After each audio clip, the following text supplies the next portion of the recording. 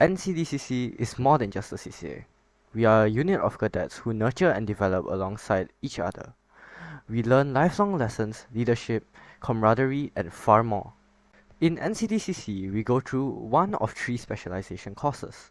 These courses comprises of 3 different specializations: medical response, urban search and rescue, and fire safety. Each course is taught by trained professionals in their individual fields. Urban search and rescue teaches cadets the necessary skills to act and be ever ready in case of an emergency. They are taught many different necessary life-saving skills to be prepared in the worst-case scenario. In fire safety, cadets learn various skills through the course: how to act in case of a fire, and the handling of fire extinguishers. Cadets learn skills that are more than just for show, to be prepared for the worst. First aid.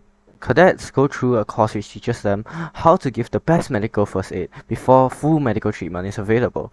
Cadets are taught to bandage wounds, utilize CPR, and prepared no matter the case.